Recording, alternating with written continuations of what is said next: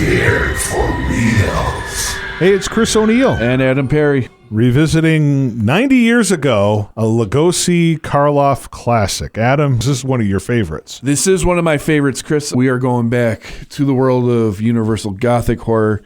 For the first time ever, pairing in one movie, Mr. Boris Karloff and the legendary Bela Lugosi in The Black Cat.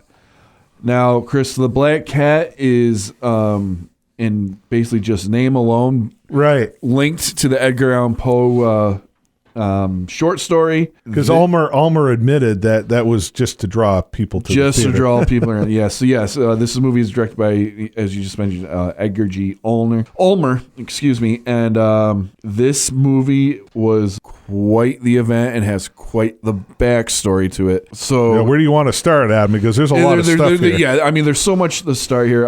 Let's start with Universal Studios. Okay. It's 1934. The Great Depression has now basically passed. And I mean, we're coming out of the Great Depression. It's not totally past, right? And you have all these successes, all due from Carl Laemmle Jr., who is vice president at this time of Universal Studios.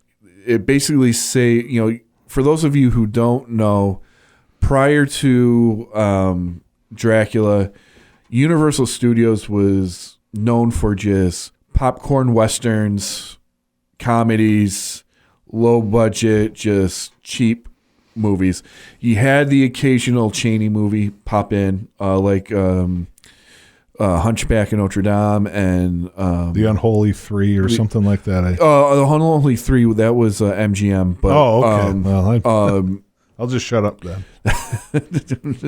And obviously the legendary Phantom of the Opera from 1925 or 27. I'm sorry. Well, it came out in 25. It came out in 25. They shot and re-edited it and released it a couple of years later. Yeah. So I mean, and as I've said in other episodes, as we talk about the history of Universal Studios, there wasn't really a horror movie genre until Dracula. And again, this is all helmed by Carl Laemmle Jr. Carl Laemmle Sr. did not like these movies. And so long story short, after saving Universal's butt through and keeping them going through the Great Depression and all this, so now it's 1934. We got movies like, we have Dracula, we have Frankenstein, we have The Invisible Man out already, we have The Old Dark House, we have The Mummy. Yeah. We have Murders in the Rue Morgue. Yeah. I mean, the success of this brand new horror genre created by Universal Studios there, and Carl Laemmle Sr. hates every bit of it and has no problems taking shots at his son in the media about how much he disapproves of. And so I wonder why. Why would he take shots at his own son? It was just, he didn't care for this stuff, and he thought it was smut. He wasn't proud of his son at all. Not really. Not when it came to these movies. He didn't understand why they couldn't just make another All Quiet on the Western Front, or like I said, a popcorn western. All Quiet on the Western Front, to be fair, was a masterpiece. It was. It was an amazing. It really was. Talk about a war movie that was way ahead of its time. Yes. Wow. Movie still sends chills just thinking about it. So basically, what Carl Laemmle Jr. out of frustration does is like, all right, you're gonna call this smut. You're gonna call this, I'm gonna show you smut. So he hires B movie director Edgar G. Ulmer. Yeah. Ulmer. I keep saying Ulmer. I'm terrible with names. Oh, so am I. It's all good. And they take their two biggest horror stars, right, Lugosi and Karloff, pairing them together for the first time. So that alone is you've made your money. Right. Now you add the Edgar Allan Poe, and they make the most satanic, uneasy, uncomfortable movie you could possibly imagine for 1934. Well, before it even gets to that satanic cult, this was the first time that I think a major studio had done anything with a satanic cult. But before getting to that, what I was most intrigued with when I first saw The Black Cat, the melodrama to it. It was like Lugosi was a survivor in the war. Yeah, they both were. They both were. But he's like, just this guy went through hell, and this is like something you'd see in a melodrama. Yeah, the poor guy had his wife taken away. You don't know. He doesn't know it. His wife lived or died. His wife is gone. He comes back home. His wife is gone, and it's just he's crushed, and he knows one guy. At the time, we don't know why he wants to meet up with him. Mm-hmm. One of the guys he served with. So I mean, this is not a horror movie we're watching at this point.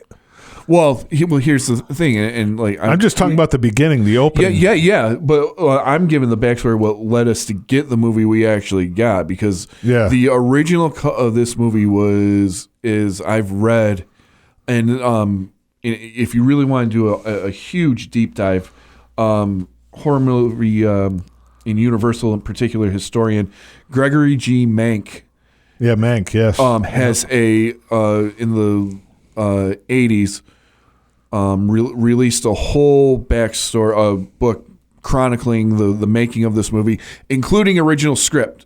And I had read it years ago. I don't have a copy of it. I want to get it was quite different, though. It was quite different, to say the least. So again, before we get into the movie itself, you going into this, understand that the first screening of this movie, he shows it. Lemley Jr. shows it to his father and the heads of Universal, and so what was the running time you said? The running time is originally 66 minutes. Okay, yeah, but not too much longer. So the original cut, well, I don't know the running time on the original cut. It was much longer and much more grotesque and much more intense, and because.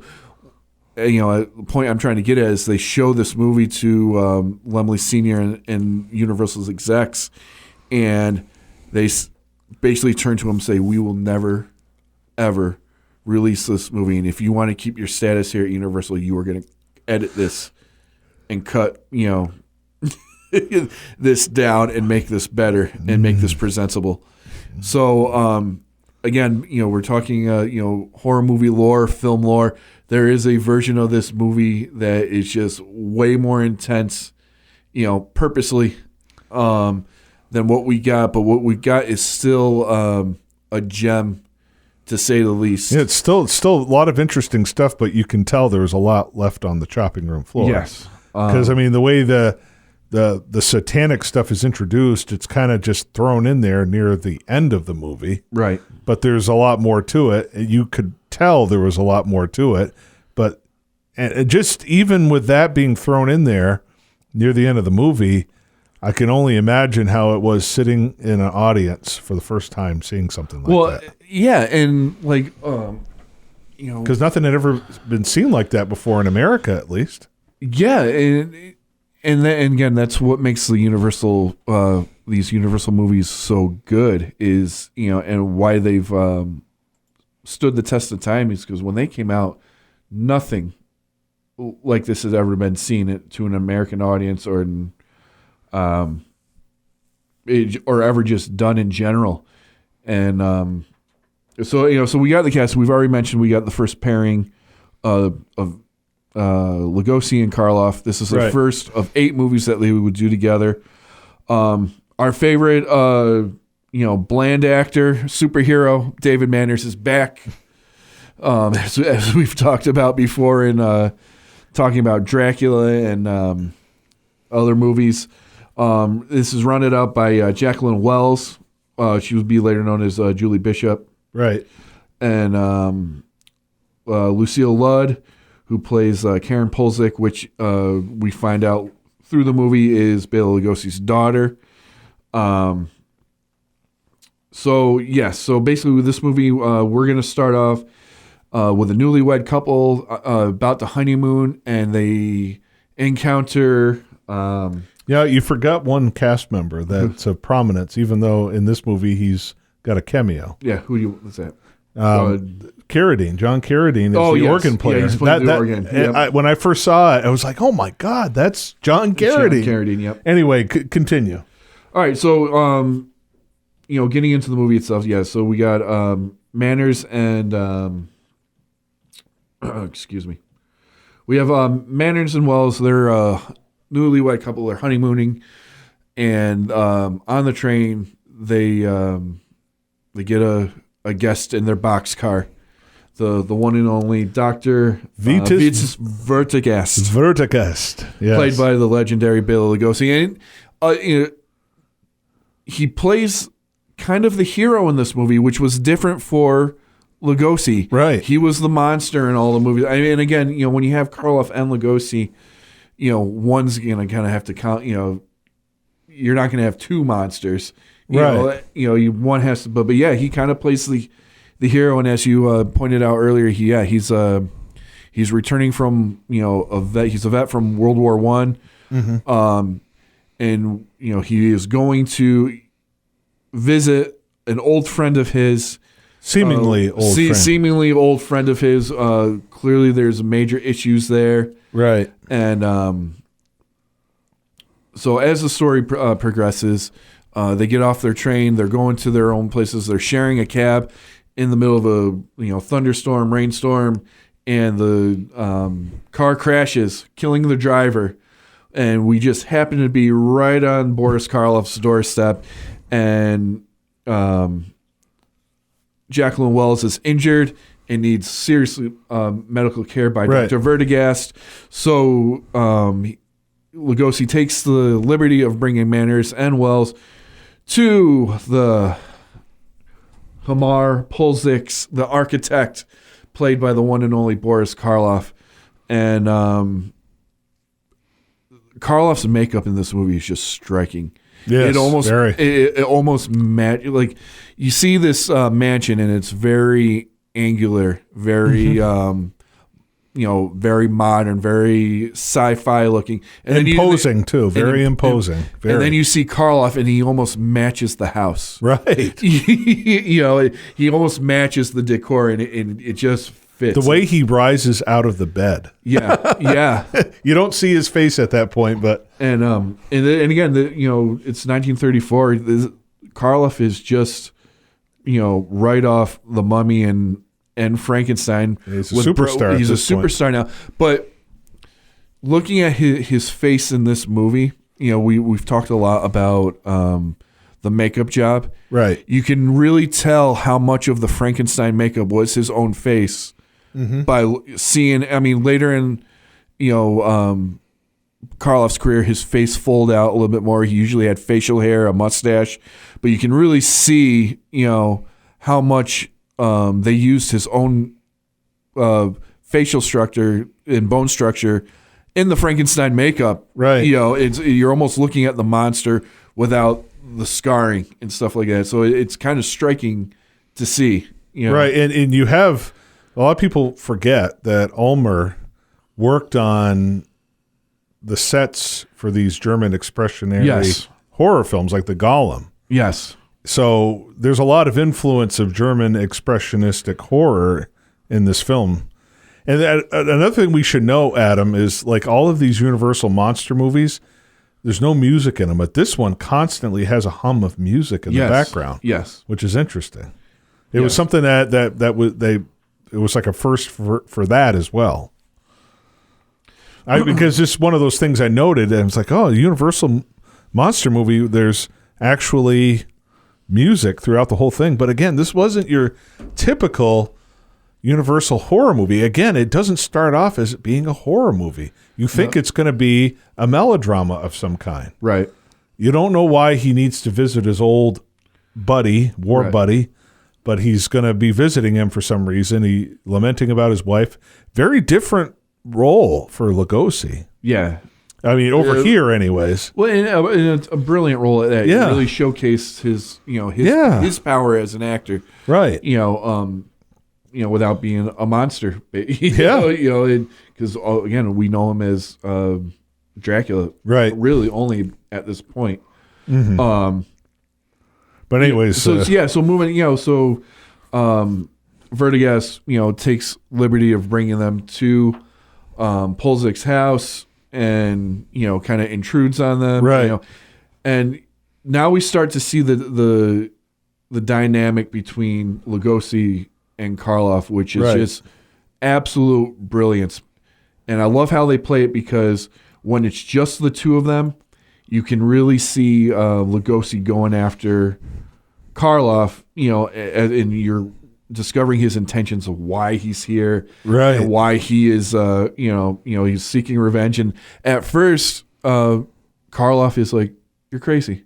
I have no idea what you're talking about." Even though, we find out later he knows exactly what he's talking about. But what I also love too is, then you have David Manners just happen to pop into the room as they're talking, and they switch as if they're old, long lost best friends, and they're hiding this tension between them, and they're all having a drink. But even before that, Lugosi shoots at the black cat, which is kind of like, I wonder if that was thrown in there just for the sake of the black cat. It probably was, but again, that's just kind of like the brilliance of this scene is they become. Manners intrudes on them as they're having this conversation, so they start complimenting each other, and how Karloff is saying how Lugosi's one of the best surgeons in the world, and Lugosi's complimenting one of the greatest architects that's ever lived. And as they're going through this, obviously the cat comes in, and Lugosi kind of loses his mind, and Karloff takes delight in sharing that he has the phobia of cats. Yeah, which it just is. It was one of those things that was just, I wonder if it was just thrown in there just to shock the audiences a little bit. Yeah. Because there would be other shocks that are going to be coming up. So.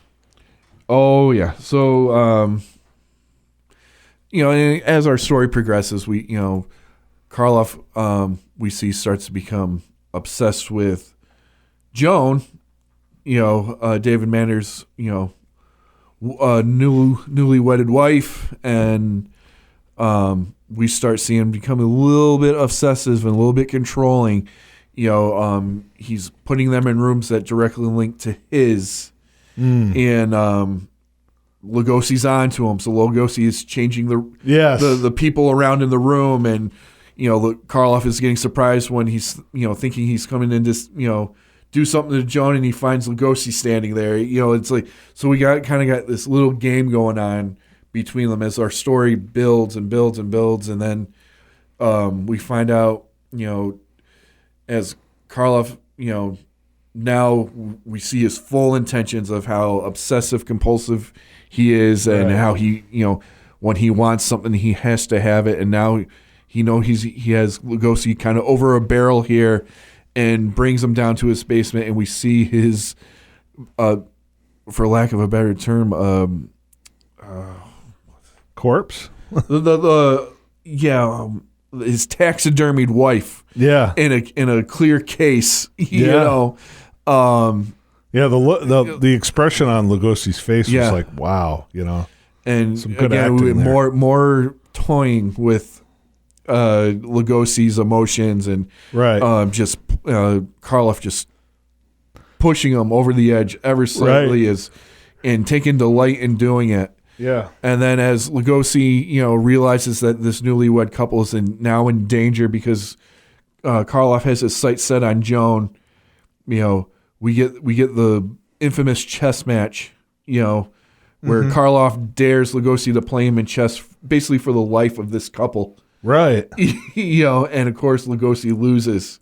Yeah. And now, as David Manners is trying to get them out of there, Karloff is like, well, the car is broken, but try the phone, and then taking delight in knowing that the phone is dead.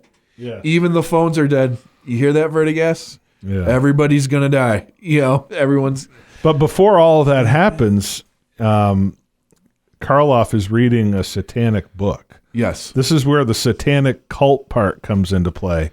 And it to me, when I first saw it, I was like, it just is kind of jarring, kind of distracting in a way, but interesting at the same time. Right. And it just, now finding out that there's all this cut footage, I'm sure there was more stuff leading up to that. Yes, there's a lot of stuff, right, and there's a lot of stuff here about kind of inspired by this Aleister Crowley guy. Yep. Because he was an occultist himself, so I guess there was some inspiration from there. I don't know much about that guy. Yeah, he was an alchemist, Satanist. I mean, he basically he brought Satanism to a degree to the mainstream. I mean, well, Hollywood and that and a lot of people. Like Jim Caviezel recently is noted, and of course, Hollywood turned their back on him after he revealed Hollywood is run by a satanic cult. Oh, right. He's crazy, and he was kind of cast out because, let's face it, up until Jim Caviezel made all those points, he was a prominent actor in a lot of different movies. Right. But anyhow, it's interesting how it's just I would have loved to seen what was filmed and what was actually before that scene where Karloff is reading the Satan book. Yeah, the book you're referencing is called the Rites of Lucifer. Right. Yeah, and it's just thrown in there. Right. And there was other things leading up to that. Right. And as you mentioned this scene, this is where we also see a new character. This is the Lucille Lund character. Yeah. Who's Bela Lugosi's we find daughter. Out is Bela Lugosi's daughter. Yes. And he didn't think his daughter survived. And yep, he thought his daughter was long lost dead. And Karloff orders her, while these guests are in the house, to stay in the room. You don't know why she's ordered to stay in the room when he orders her. Right. But there's, again, something rotten in the state of Denmark here. Right. Literally. So as our story, unfolds, the couple now realizes that they're in danger. They can't trust Vertigast, or at least they don't think they can, because he's been broken down by Karloff. Yeah. Like, even his servant is now under the quote-unquote control of Karloff. Even, we do see a scene where Lugosi tells him anything he says to do it. Until I say. Yes. Yeah. And then, Joan discovers Karen, and Karen, inquires about who she is. And then we talk about Karloff's presence and intensity and not speaking. Yeah. One of the most frightening scenes I've ever seen him in is when he walks through that door and sees Joan talking to Karen, explaining that her father's here to save her. And Karloff just motions to the door, and Karen goes through, and Karloff gives Joan a look, then follows her in, and then you hear her screaming, presuming that he's killing his wife, for disobeying him. And man. And now Joan is our we find out that the Satan sacrificial ceremony is now our plot has come full circle, and Joan is the sacrifice for Satan. For Satan. Yeah, and they do this chant too. I think I found it somewhere online because it was a big chant. I'm trying to find out where it was, because I had it saved and I've lost it. But anyways, there's this big chant, and in a different, kind of a different language, Yeah. Do you remember that scene? I do remember that. Yeah. But it's okay. With a grain of salt, a brave man may fall, but he cannot yield. To err is human. The wolf may change his skin, but not his nature. Truth is mighty and will prevail. External actions show internal secrets. Remember, when life's path is steep, to keep your mind even. The loss that is not known is no loss at all. Heavy thunder, with a grain of salt, a brave man may fall, but he cannot yield. By fruit, not by leaves, judge a tree. Every madman thinks everybody mad. Who repents from sinning is almost innocent. Very interesting. Yeah. That's what they're chanting. Good old Latin. All right, so now it's nighttime. The cult has gathered. They're ready to sacrifice Joan. Our whole plot's been revealed of what Karloff intends to do. Vertigas and Thamal have placed Peter, David Manners, into a cell, taken him virtually out of the picture, for this whole thing to unfold. And so the ceremony begins. Vertigas and Thamal, seeing that, their opportunity, crash the ceremony, take Joan.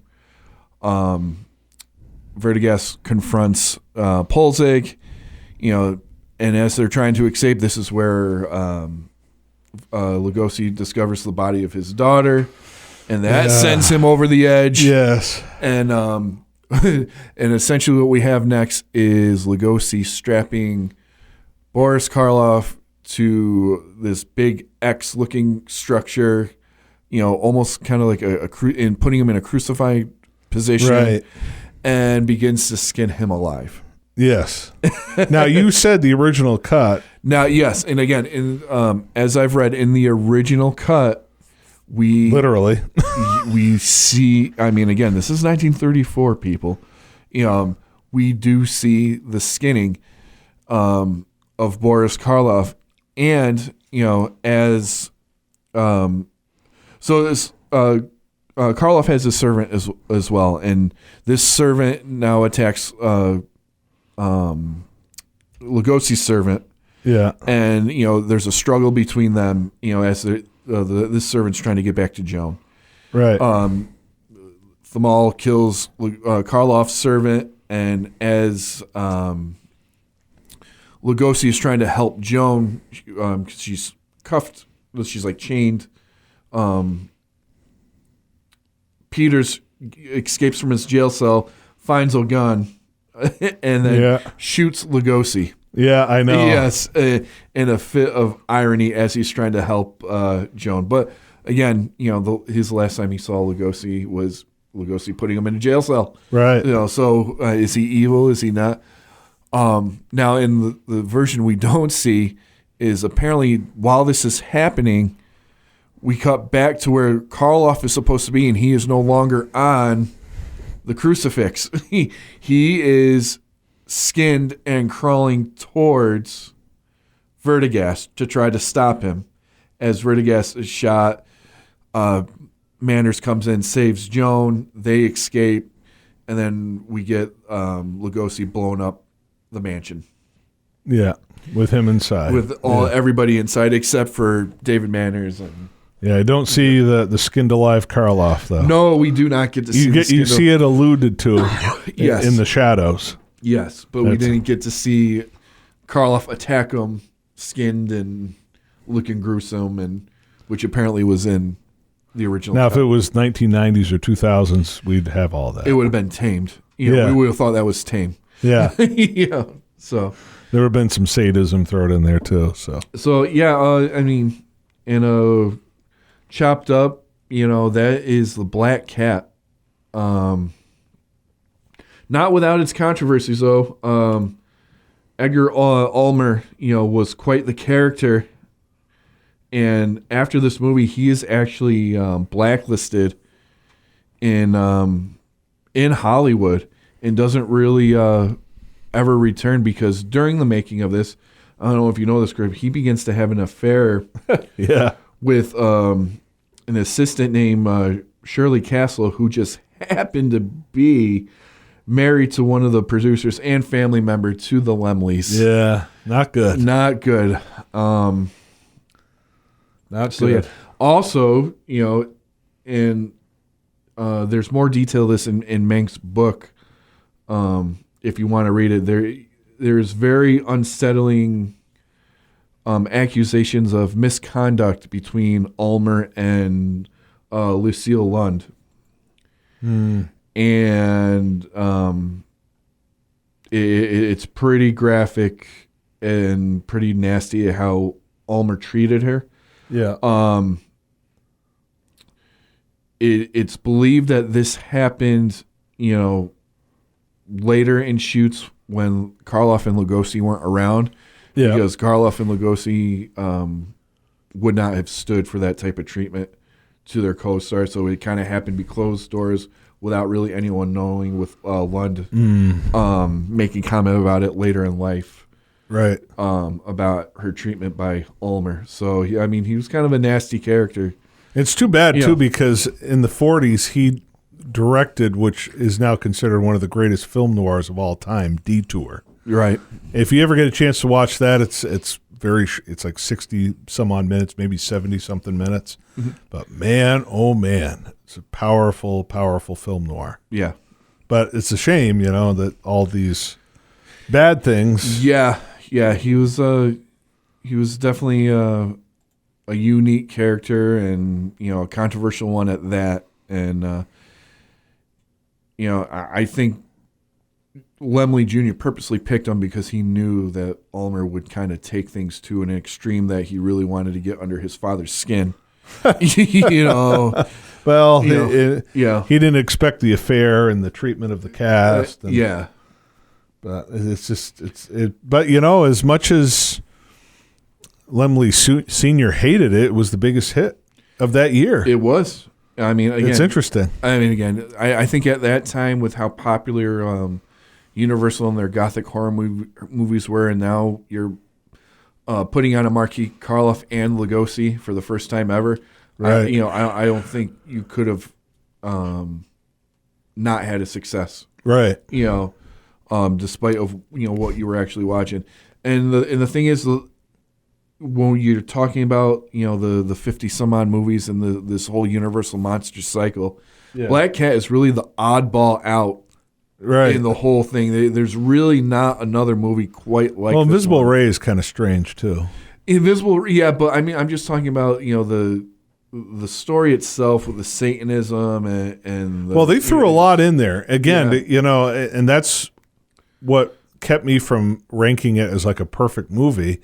This is something that screams for someone going down to Brazil or something and finding a random lost film reel. Right. With all of this extra footage. So we have like 2 or 3 different cuts of the film play. Mm-hmm. You have the complete cut, and then you have the 66-minute cut, and then you have the original theatrical cut. And, it'd be cool to see all that stuff that was left out, because the way all this stuff is introduced is so random, and it seems kind of it's startling and not in a good way. Right. Oh, here's Satanism. Okay. We're throwing that in there right now.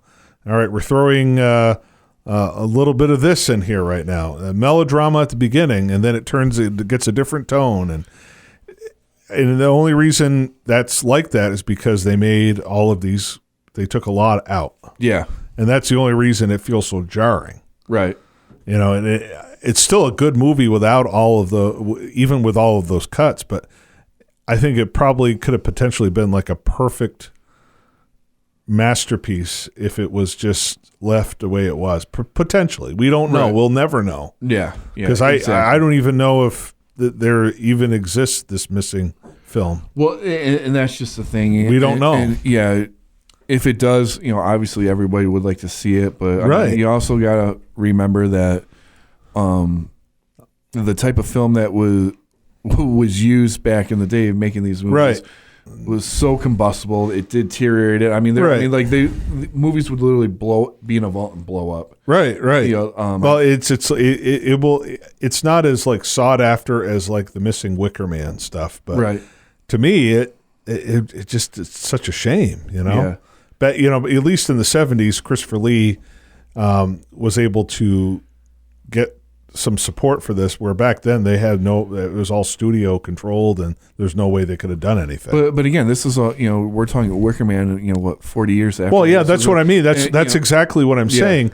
Where Christopher Lee had the freedom to do all of that is where if you had if say Bela Lugosi was passionate and tried to get this missing cut put together, he would have been shut down like that, because it was all under studio control. It was not, yeah. But Wicker Man was independently made.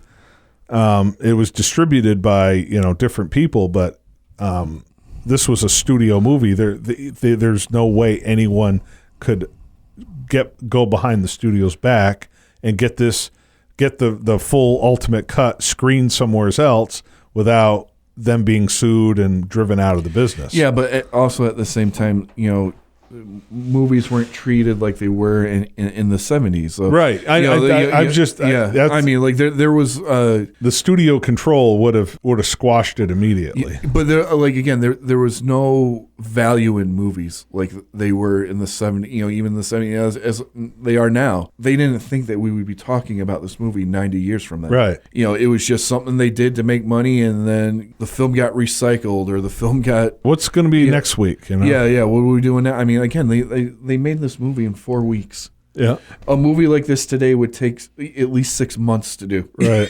Well, you look at that, and then you look at how long it took to do Apocalypse Now. Right. Yeah. It just would be interesting to see if somebody could discover, like, somewhere. Scorsese's Film Foundation has found all these obscure films from 90, 85 years ago, and they're able to restore them to pristine print. But it takes a lot of time, and you need money to research all this stuff. Unfortunately, I don't think, in the case of the Black Cat, as much as I would love, I don't think you'll ever see it. No. Only because, unlike a movie, say like London After Midnight or the Spanish Dracula, where there were multiple prints and it was shown all over the place, this original version of the Black Cat, there was only one print. Right. It didn't get past the test screening. No. So it was probably destroyed immediately. Yeah.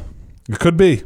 I'm just like, what if, Yeah, no, I know. Listen, I would love to someday see Lugosi's test footage for Frankenstein. Right. His makeup looked like, and how outrageous it was that they immediately pulled the plug on it. But again, it was probably recycled, destroyed, or who knows?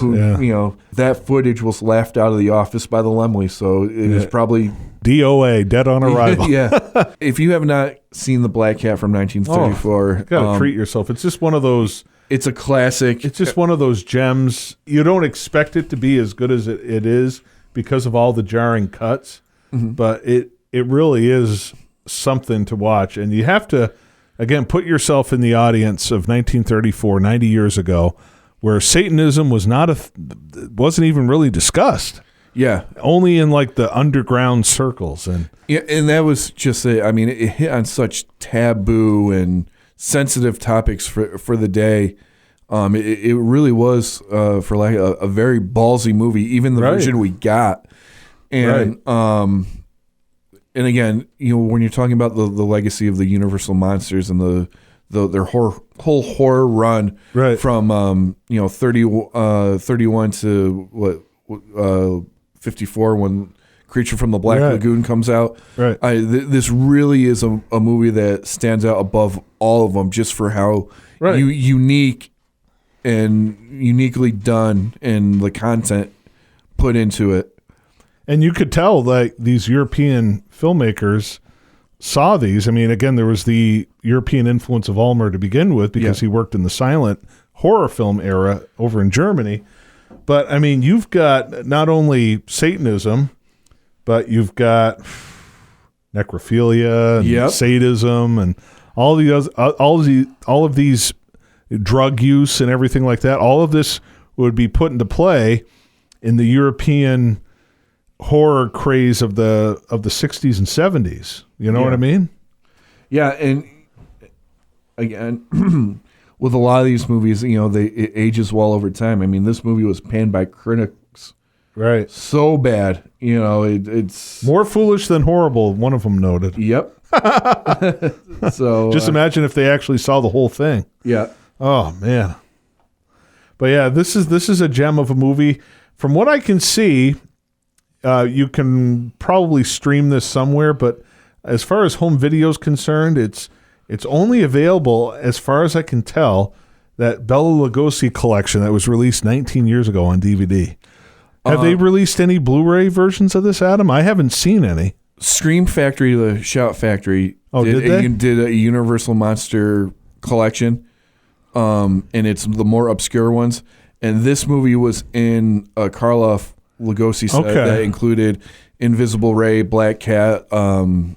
Basically what the whole DVD Lugosi set included. Right? Yeah, Black Cat, The Raven, Black Key. They didn't put they didn't put Frankenstein or Son of Frankenstein in there, but yeah, it's the more obscure Lugosi Karloff collaborations. It's interesting how they Universal sold off part of their library to these boutiques, but kept the meat and potatoes of their. Well, I mean, they know where the money is. I mean, but yeah, So you got the Shout Factory box set. That's the only other way you can get this. It'd never been released by itself, which is interesting. I mean, I know like if you have an Amazon Prime account, you can buy it on Amazon Prime. Peacock, Halloween time, they put all these movies on their streaming service. I've seen it on there. So I guess it comes down to if you're willing to spend money on, like an Amazon Prime, or it's seasonal. Like Peacock will throw it in there. Right. But either way, if you can just watch this movie, or if you want to be a completist and get the collections either through Shout Factory, or I don't even know if the Universal Shout Factory collection, they have like 4. There's like 4 volumes. And they're fantastic movies. And then the second volume, which is the Lugosi Karloff collection, I mean, you can't find Invisible Ray anywhere.